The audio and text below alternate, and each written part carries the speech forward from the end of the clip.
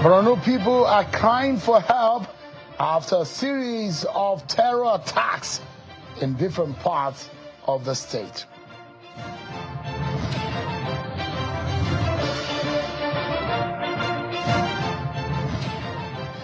Members and leaders of the African Democratic Congress, ADC, are alleging denial of venue for their planned national convention in Abuja.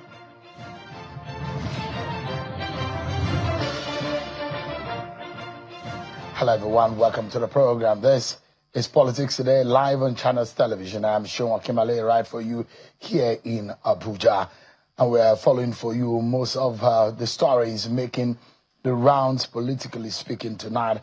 And some of what gets our attention is some of the very concerning security stories coming from the northeastern region of the country and the recent attacks and the incidents that have occurred in that region. And we'll be bringing you up to speed and getting you closer to the perspectives and the angles from the citizens on the ground in that state of Borno. But before we get talking, there's been allegations by the African Democratic Congress, ABC, that government officials and some highly placed persons have caused a denial of venue for their national convention. Mr. Kola Olugbodiyan, who is the chair of the ADC Convention Media Committee, had gone on his Twitter handle to say that they've applied to host their convention at the Eagle Square, but up since the 7th of April, but there are no response or approval for it. They also said they proposed the velodrome at the stadium in Abuja, but that approval was not given. An effort to use other private-owned venues that also are seeing some push-off by, though the owners and the party has come out in a statement to say they've resolved to host the event in other venues here in Abuja. And some federal lawmakers, mostly of the African Democratic Congress in the National Assembly, are asking for the probe and the removal of the INEC chairman, Professor Joash Amupiton. Today, after a press conference, they made known their stance on some of what has become a very disturbing scenario playing out as to his link or alleged partisanship and bias towards a political party in Nigeria. And the lawmakers are asking that the INEC chair should step aside. Take a listen to them. In the light of these inconsistencies and concerns regarding impartiality and integrity, the House Caucus of the ADC on Monday, 13th April 2026, hereby calls for the removal of Professor Amupitan from office and advocates for his prosecution in order to safeguard the nation against an unavoidable descent into anti-democratic practices.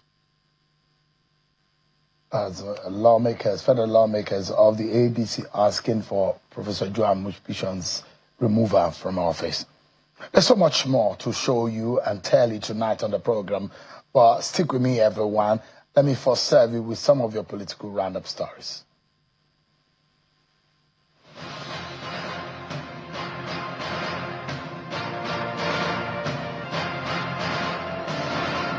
The Supreme Court of Nigeria will on Tuesday hear an appeal filed by the national chairman of the African Democratic Congress, David Mark, against a suit filed by former deputy national chairman of the party, Nafiu Bala, challenging his leadership.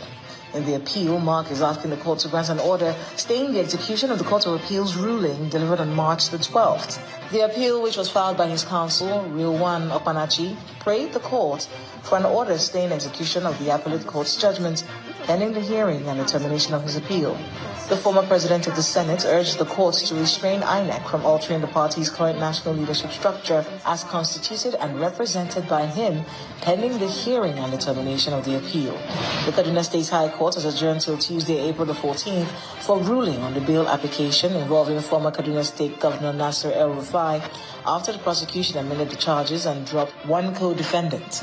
At the resumed arraignment, the amended charges were read, after which a plea was taken. The prosecution subsequently removed one of the earlier listed co-defendants, leaving only El-Rufai to stand trial. Counsel to Malam El-Rufai, Ubong Akpang, told journalists that the court proceedings were largely centered on the fresh charges, which necessitated further review by the defense team before a substantive hearing could proceed. According to him, a bail application was moved and taken by the court, while the matter was adjourned for ruling.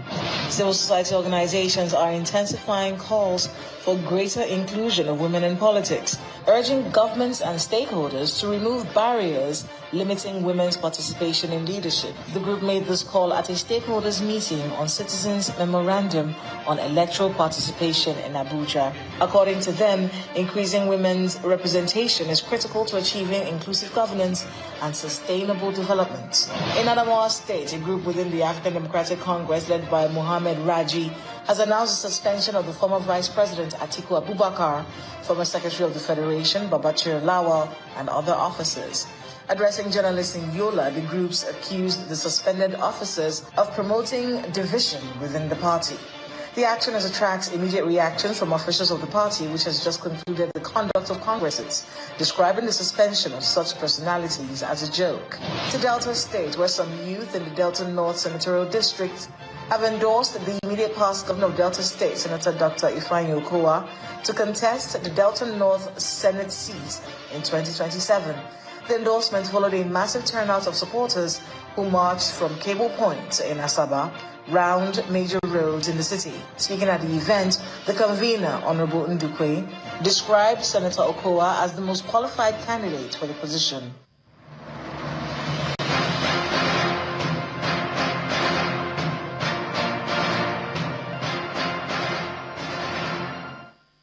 Thanks so much, everyone, for staying with us on the program tonight. So the Nigerian military says today that a commanding officer and 6 other soldiers of the Joint Task Force in the northeastern region of the country under the Operation Hayden Kai paid the supreme price after the troops successfully repelled a terrorist attack in Munguno area of Borno State. They said that the incident occurred later on the 12th of April 2026 when troops of Sector 3 came under attack and isolated one as described by terrorists at the Charlie 13 location. According to the statement by Lieutenant Colonel Sani Uba, the troops engaged the attackers in a fierce gun battle, forcing them to retreat while maintaining control of the area. However, tragedy struck shortly after the encounter as the commanding officer who had moved to the front line to assess the situation was killed by an improvised explosive device. And we're also hearing from the Nigerian Air Force that it has begun an investigation into claims of civilian casualties during airstrikes around Jilli market near Fushimiram village in the Gaidam local government area of Yobe State. The statement to the Director of Public Relations and Information Headquarters of the Nigerian Air Force, Air Commodore Ehime Ejodame, says that it treats all reports of possible civilian harm with the utmost seriousness and empathy. And then the Nigerian Air Force is maintaining that it remains firmly committed to professionalism, accountability, and transparency in the conduct of its mission. In an early statement, the Nigerian Air Force confirmed mop-up airstrikes in the Jilli axis, but it did not state whether any civilian casualties were recorded. Amnesty International has also waded in, asking that the military come clean in the exact situation and what really happened in the Jilli market area of the state.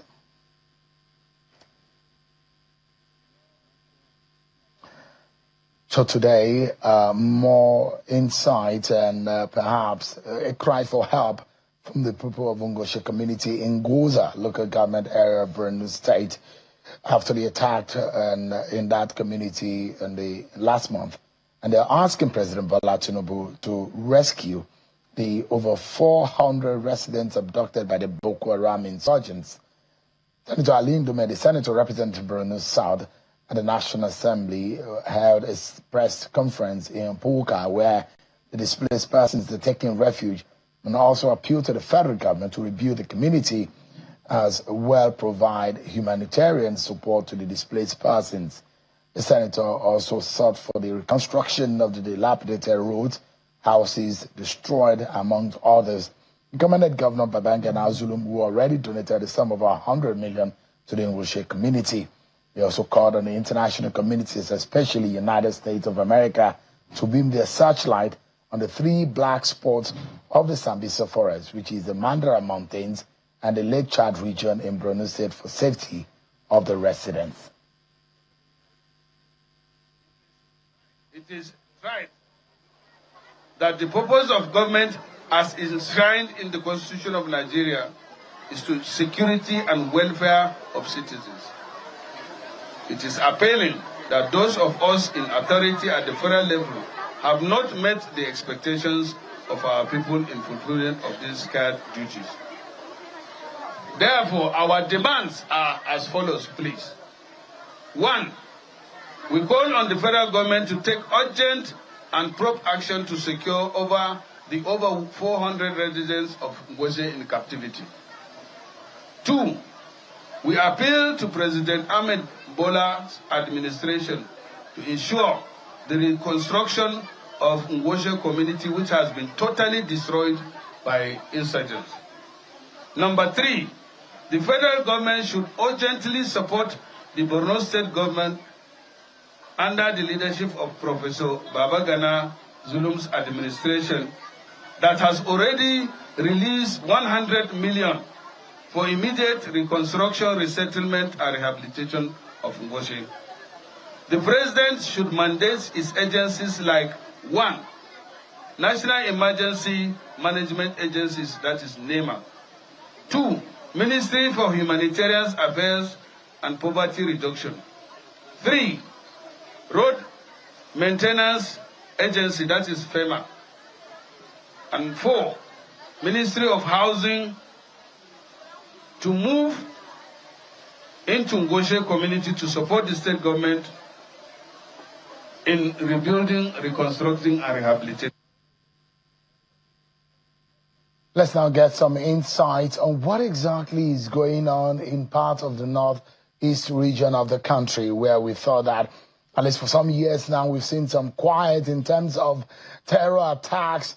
And just recently, we've seen massive prosecution of a terror suspect, which is being undertaken by the Attorney General of the Federation and Minister of Justice, Prince Lateef Fagbemi. And a lot of Nigerians who think that this is perhaps a way to put closure into what has become a sore point in the prosecution, arrest, and putting an end into terror attacks in Nigeria, and also naming names of those who are behind these attacks. We'll be giving you insight tonight from leaders of Ngoshe community and those within the local government areas that have now been exposed lately to some of these terror attacks. We've seen Malam Faturi, Ngoshe community, Mongono area of Borno State that have come under attack in recent times. And we're seeing also reports by the military of ambush by these terror. And just also very troubling, a minor, there was arrested by the military, who confessed to being a transporter for some of these ISWAP terrorists operating around that area. Let's speak with Senator representing Borno South, Senator Ndume, who will also be joined by Christian and Muslim leaders in that area. To let us know exactly what is going on, Senator Ndume is live for us. Thank you so much indeed, Senator, for joining us tonight. Thank you, Jilli. Yeah. How are you? Thank you so much. I appreciate it. I'm good. It's very heartbreaking, isn't it? The last time I spoke with you, you were actually speaking from our Maiduguri studio, and same as tonight. And the last time, the report were not good.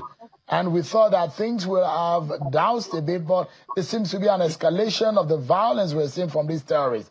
I mean, you met with people, the ordinary people of Ngoshe community, and some of them are not back. They have been taken by the terrorists. There are those of them that have been displaced by the attacks we have seen on some of these communities. What is the latest? How bad are the situation of things on the ground? Well, I'm just coming back, as you know, from Wishes.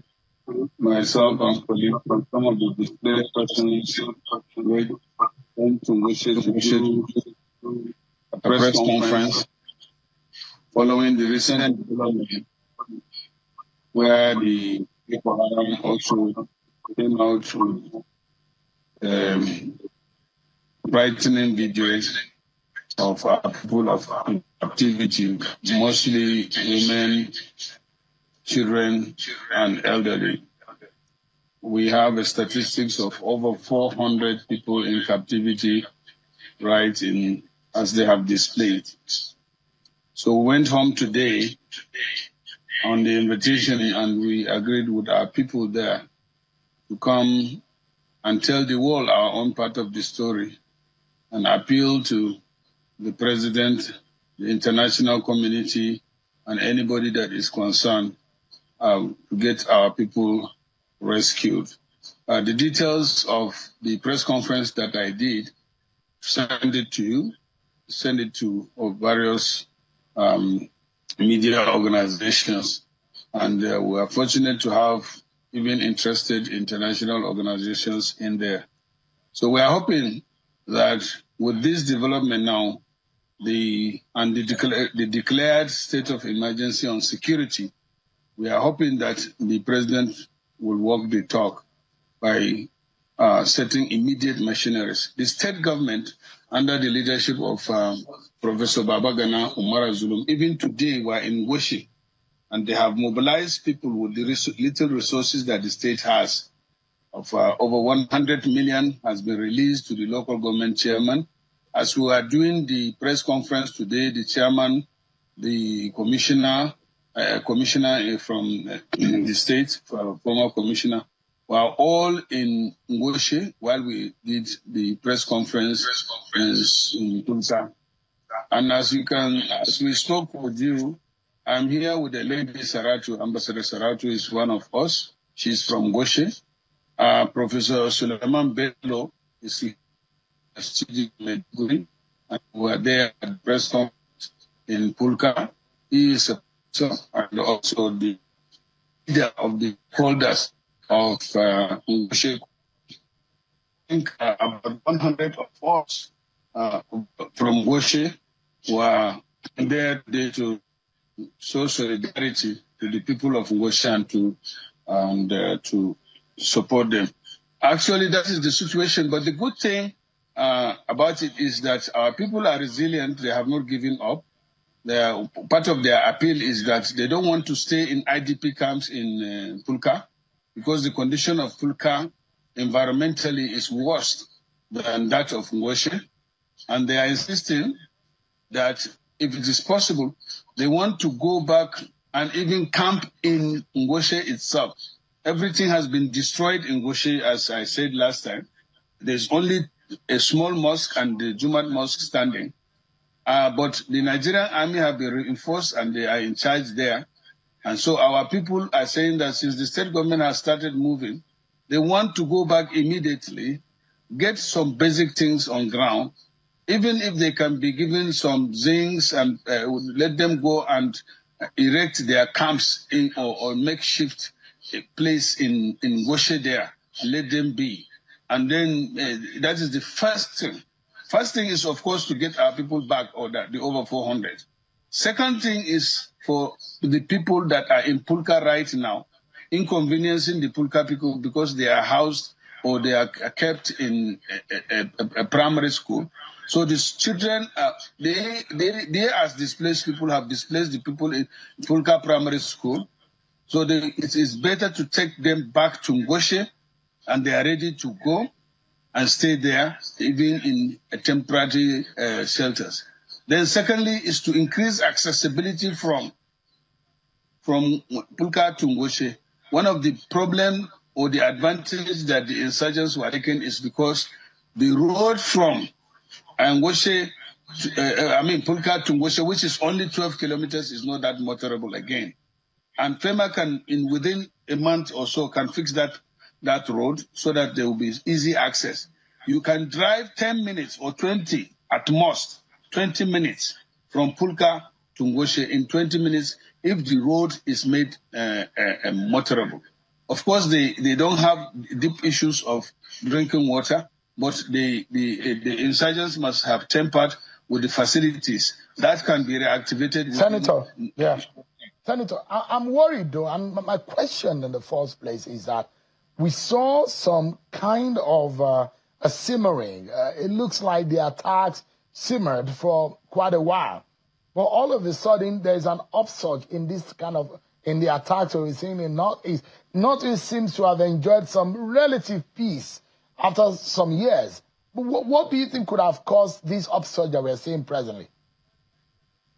Well, I cannot really say that, and I don't want to even talk about some of these things before they start saying that Ndume is talking on television and not talking to military authorities or if there is any intelligence information.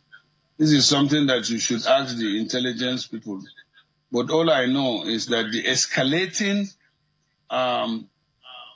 security situation have been really enhanced by the challenge and the threat and then the actions that were taken that have never been completed. What I mean with that is that since the American the American support has been announced and the deployment is done, and then the state declared a state of emergency on security, people expect that action. And there was some element of it. But it was not consistent and it was not pleasurable in order to get these people out once and for all.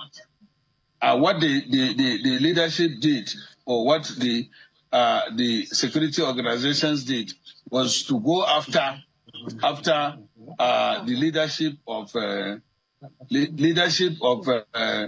the terrorists. You can remember when they went into the Timbuktu Triangle, many of them were killed, and now they went back to organize themselves and kind of launch a retaliatory move. And they are also targeting our leadership in the armed forces. And we were not mindful of that much. We were supposed to protect these guys and want to make sure that they will come back for us. After killing their commanders, they now come back to kill our commanders. And they've been taken about 5, 6, or even 7. Even today, around northern Borno, we lost a colonel, I understand, with some soldiers. This should not continue. This is now the problem. It is not about complaining. It is not about asking somebody like me as a senator to say, why these things? I always believe that if the president and the government, the federal government of Nigeria is serious about this, we can end this thing in 6 months. All we need is to train our soldiers. We equip our soldiers, arm them very well, and then motivate them. Even today, when I went there, I saw our soldiers in Pulka. Pulka has been overrun. As it is now, Pulka, they have a front, FOB they call it, forward operation base, but with no equipment, enough equipment, their morale is down. I mean, they don't have even the number. Senator, Senator, just for a moment. You see a mass abduction, up to 400 people, civilians, reportedly abducted in one operation without interception. How is that?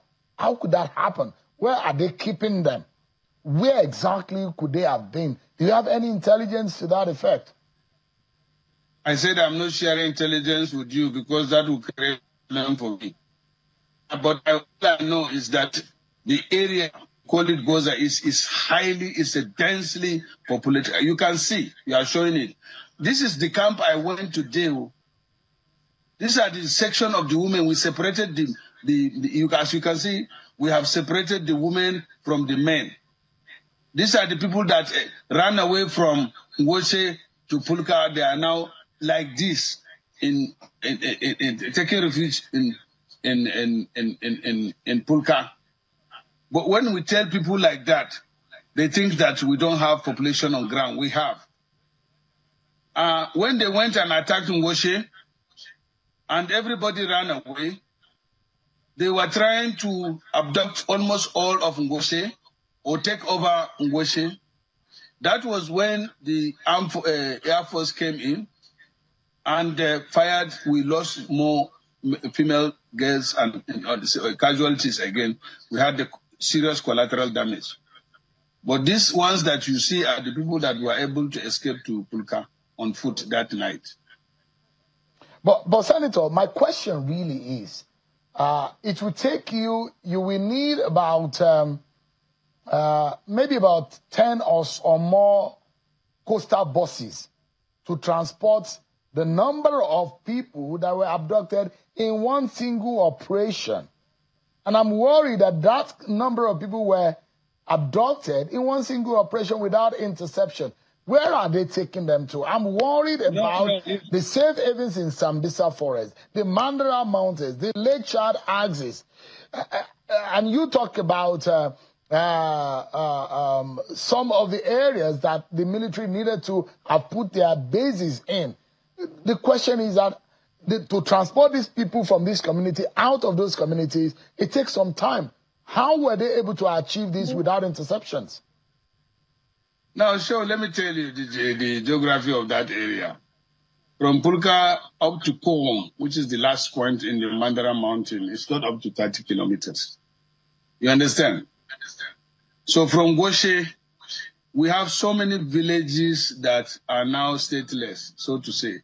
And that is, they are not under the Nigerian government authority. I can count them for you. From Goshe to Sawa, which is a village there and a ward in Nairobi, it's not up to 3 kilometers. From Sawa to another place called Sawa that can accommodate, or they had a population of maybe 5,000 or so. And in even that Sawa, we have Sawa A, B, C, or Sawa 1, 2, 3. Just away from Ngoshe, not up to also 3 kilometers, we have Amuda. 1 or 2 kilometers. Then from Amuda, you have Agapalawa. Then from that place, you go to Arboko. You have Chinene. You have Chikede. You have Arawa. You have Gava. All these are not up to 20 kilometers away. So it's not that they took them in buses or they transported them. No, they trekked. Even the people that are in Pulka, almost all of them trekked from Ngoshe that night to Pulka. And some people, we used to go on bicycles or on leg. People trek from even Pulka now. People can trek from Pulka to Ngoshe, or from, there's in between Ngoshe and Pulka, there's a town that has demolished completely, Boko 1, Boko 2. So these are densely populated area within a small geographical coverage. But Senator, there are worries also, and there are different people who have raised this alarm. We've heard from a few governors who say, look, there were warnings about some of these attacks, and yet these attacks happen. There are warnings, and shortly before this happened, it does look like nothing has been done. Are you worried about those kind of trend and scenario playing out? Of course I am. Because what we thought is we are overweight. That is collaboration between the security agencies and the state government. That seems to be lacking. Our state on is even better because the governor pushes on the issue of security. We have been pushing, and he has been pushing desperately. So what is the government, the federal government need to do now? Is to cooperate with this state chief executive. If you declare state of emergency on security, then it should go down to the state. The state governor should have some authority of even directing or asking some of these commanders or comparing notes with some of the commanders.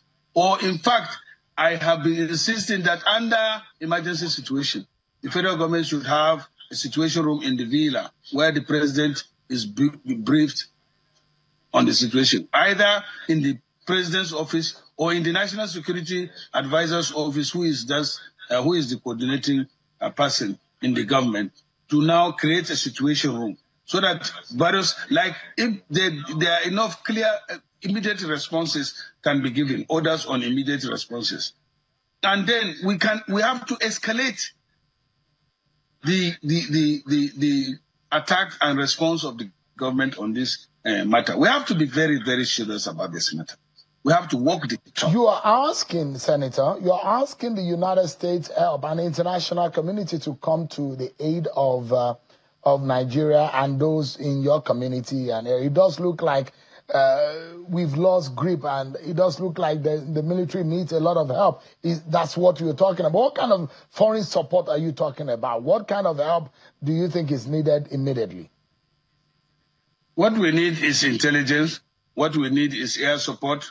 We also need the expertise of those that are specialists in dealing. We have even few of them that were trained outside and that specializes, and they call them special forces. We have some capable hands already on ground. All they need is equipment, ammunition, and motivation. We don't have enough drones. Look at what Burkina Faso is doing. It is technology. We can use technology to finish or minimize this thing within the shortest possible time. If you deploy drones, we have our youths that are specialists in this, and in fact are designing drones. And we deploy enough drones and have trained people to do it. We have command centers. In that Borno, if you deploy surveillance cameras everywhere, you can see anything that is happening. In these days, we can even put surveillance camera that can go up to 100 meters. You can get these products off the shelf. Once they know, or once we can escalate our military assets in Borno and everywhere, that will go a long way to reduce our problem. Our governor, for example, is willing, and you cannot imagine the amount of money that I know the Borno state government is putting into security, because, and I always encourage him and say, look, the purpose of government is security and welfare of his citizens. So don't worry about this thing. Concentrate on securing Borno. If it were not because of the efforts of Professor Babagana Zulum in complementing the efforts of our military in Borno State, you can quote me on that. Borno State would have gone down again.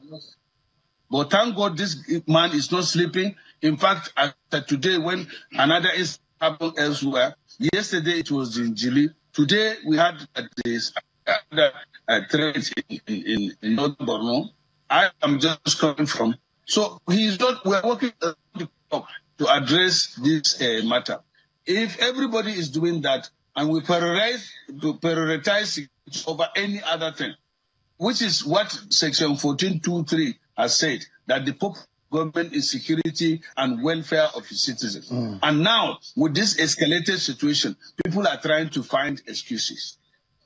So, Senator, just give me a moment, but quickly, when Boko Haram emerged, and I've reported the Boko Haram insurgency as far back as 2014, traveling to Chibok, through Maiduguri, through Yobe, Yola, Adamawa, and the rest of it, all through the 3 states at the time.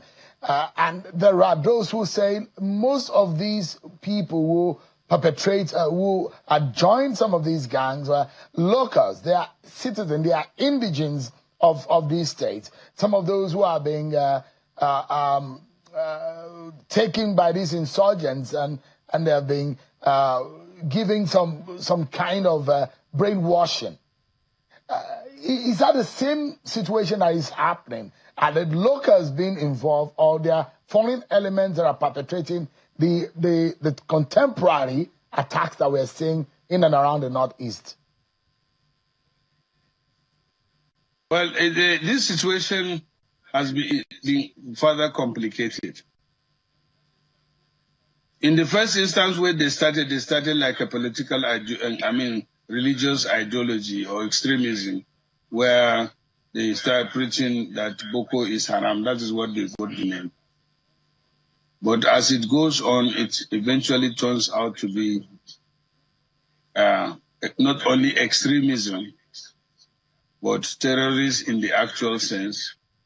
And then criminals infiltrated it, because you remember they were even able to rob banks, rob people in the name of Ganima, what they call it. That is the spoils of war. And so people were making a lot of money, and it turned out to be business. And also there were some political elements into it. But as it goes on, it's like a cancer. It started showing the ability to destroy almost everybody. And then government was even still playing a hide and seek or blame game on it, to the extent that government was using it to get people as scapegoats politically.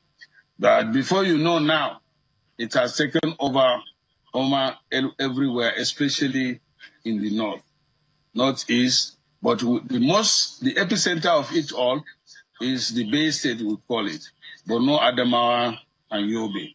But now, the northwest that is Sokoto, Zamfara, Katsina, are competing with us in terms of losses of life, kidnappings, killings, and that.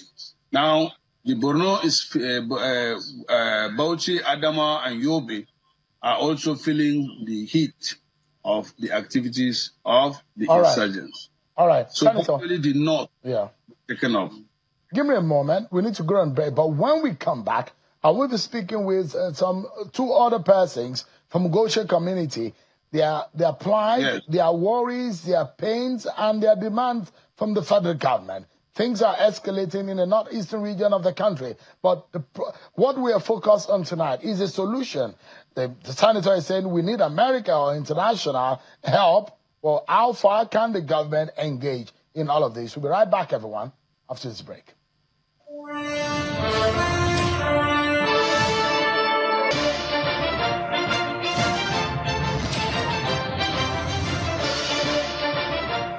Thanks so much, everyone, for joining us tonight. We've been speaking about the security situation in the northeastern region of the country and what has become an escalating scenario playing out in Mongono area. Ngosha community people are crying out, asking for President Bola Tinubu's intervention, and also say we should seek help from the United States and some other international goodwill from them to help us fight this battle.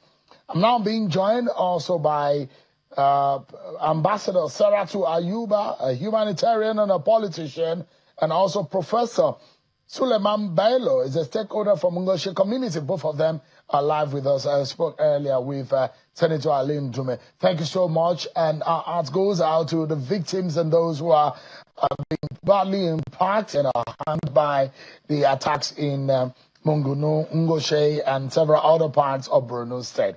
And thank you so much indeed.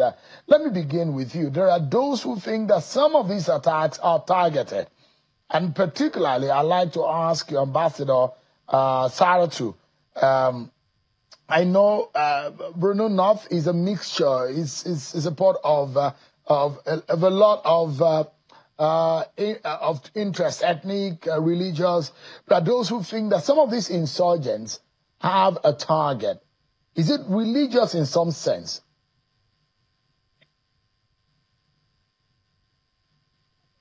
Ambassador Saratu. Do you hear me? Good evening. Thank you so much for that question. It's not religious. I'm just from Goshe. We went together with Senator and other stakeholders. As you can see, even from the crowd, Muslims are the highest. It's not religious. It's the victims are across the board. Both Christians and Muslims are there in the camp.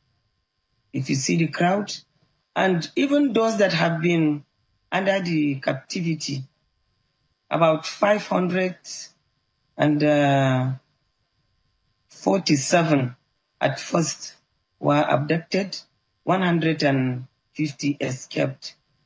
And out of the 416 that are still under the captivity, they are still Christians and Muslims. So it is not a religious issue. It is an issue of insurgency. But Ambassador, I assume that you are a Christian, right? And if I'm right, the narrative and the perception that there is a deliberate attack on the Christian community with the aim of wiping them out in some part of the country where you come from. What can you tell us about it? Are Christians or those of Christian faith in danger based on some of these targeted attacks that have been highlighted, and those who say this is real and some Christians are in danger? No, I can say no, because I have said it is across the both religion. Even those that are in the captivity presently, Muslims are higher than the Christians. So it cut across the board, both Christians and Muslims.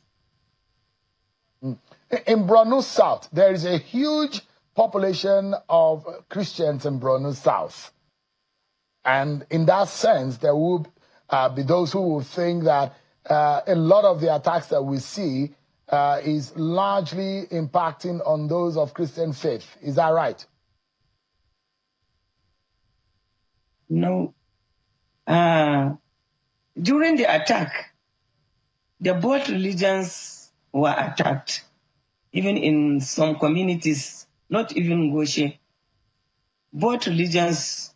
So the extremism, the Boko Haram saying Western education, and those who are of ISWAP who think that upholding the Islamic tendencies and the tenets of Islam is their target, and anybody of that faith, those terrorists who have been brainwashed to think like that, that those who think that their ultimate target or agenda is to create an Islamic state.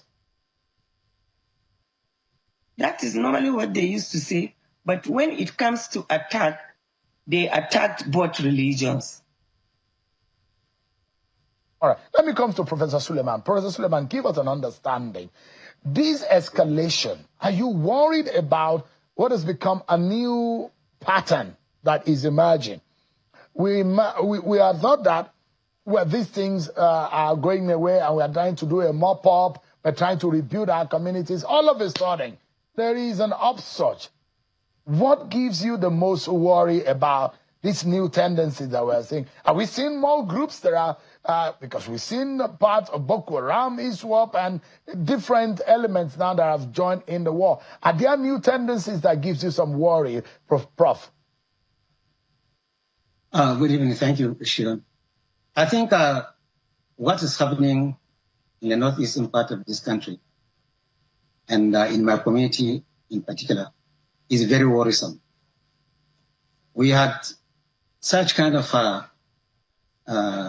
attacks for some time, but the magnitude at which they are trying to energize themselves, I think, is very, very worrisome. It's very difficult to speculate what is the reason for their ability to be more organized more organized and systematic in their attacks. This one is left for the military analyst to analyze why. The best we can do at this stage is encourage our military We have been hearing it through the media since the insurgency started. We have repelled. We have repelled. In my understanding as a layman, repelling means somebody will come and attack you, and you defend yourself and it goes away. What Bob Marley said is, he who fights is to fight another day. If somebody comes to fight today and you repel him, you'll go back and prepare. So I'm just urging our military establishment to get ready to face this kind of assault that they are getting from Boko Haram. I think they should now move from repelling to offensive. If this is what I understand. It's not that the Nigerian military cannot handle these people. Anybody who tells you that, I think he'll be telling a lie. We have been going to the villages and we have seen the establishments. We have seen how they work.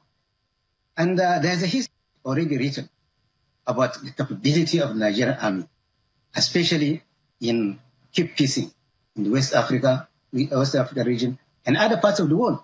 They excelled. So nobody underrate the Nigerian army. What is necessary, as I say, is let there be another strategy. We should move. I'm just advising, it's an advice. They should move from repelling to attack. I think if that's what it is, because this has been the frame that they have been repelled. But now I think we should now take the aggression to them, and then see how. When you say we should take the aggression to them, where can we find them? Where will the government find them? Where are they residing? Do we know where they are specifically? I think every layman will tell you that these people are not angels. Are not angels. Nobody will tell you that these people are coming from the Cameroons. They are coming from the Niger Republic. As my distinguished senator said, Goshe is a town made up of about 20,000 people, households, surrounded by about 15 other towns. Apart from that 15 other towns, Goshe was the only town established. The remaining other towns surrounding Goshe are under the strong occupation of Boko Haram, since there's no presence of Nigerian citizens living there. So if they mount an operation, they move to those places easily back. So they are still within Nigeria. And Nigerian army are capable of defending this. Who are these people? Do we identify them? Because in the beginning they said they are our children. They are people who have been brainwashed. They are our children who goes from, in fact, there was a particular home that I visited in Maiduguri town where the mother told me that, you know what happened? Our son disappeared for about 3 weeks. He came back and slit the throat of his own father and his siblings, and went back to join the Boko Haram. And these are the kind of scenario that are played out. These people that we now see, are they from other countries, or do they speak our language? What ethnicity do they belong? Where do they stay? Where do they belong? Can we identify them by their identities?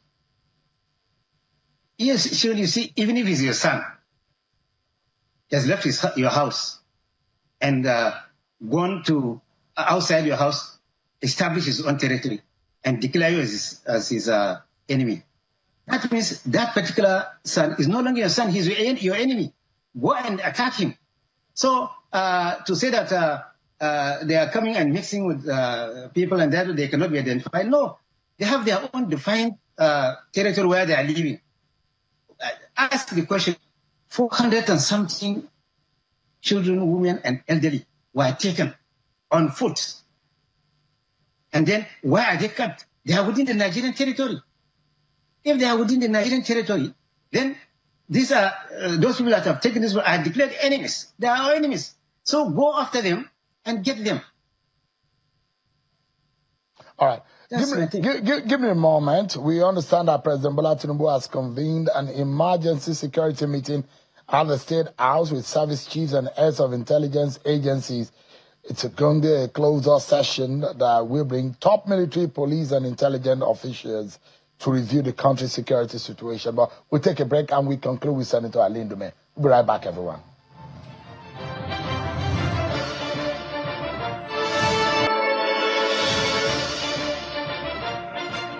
So much, everyone. Our closing moment with Senator Ndume. You have asked for international community's help. You have asked for Americans' help. But those who are asking, what are northern leaders doing? How will you look on and allow your land to be decimated in this matter? Is it possible that northern leaders from all walks of life can gather and say, enough is enough in our land? Well, they have said it at one or two or many fora. But the problem we have these days is that it is one thing to say something. It is another thing for people to take that thing as an honest suggestion or call to action. Our society, unfortunately, has been so polarized. You can see now that people that in those days were on the street to tell the government or to speak the truth to government or even demonstrate. I have seen that before. I have seen the Wole Soyinkas going to the street. I have seen the Oyedeles going to the street. I have seen the president himself being on the street in those days to call government out on certain things that are not as severe as we are facing now, when they are escalated or increased in prices, when subsidies were reduced, when security was threatening Nigeria at one time, when the only government action that is not in the interest. Wait, you are trying to shut me down now.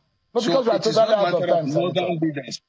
Wait now, it is not the matter of northern elders. It is the matter of Nigerian elders. They should stand up and speak the truth, and the government should do what it is necessary, because the purpose of government is security and welfare of its citizens. Our elders in the north have spoken out. They have not been heard. And in fact, you are not supposed to be speaking out. The issue of security is known to everybody. All right, Senator. So you don't blame the elders. Senator Ndume, thank you so much indeed. And I wish the people... You don't want us to talk. Normally, you dodge my bullets. No, I don't. I don't, Senator. And that's why I create enough time for us to deal with these issues. Thank you so much. You don't want me to shoot you with cubes again. No. I'm safe from any kind of bullet. Thank you so much indeed, Senator. I appreciate your time. That's our show for today, everyone. Many thanks for watching. I'm Sean Kimberley. God bless Nigeria.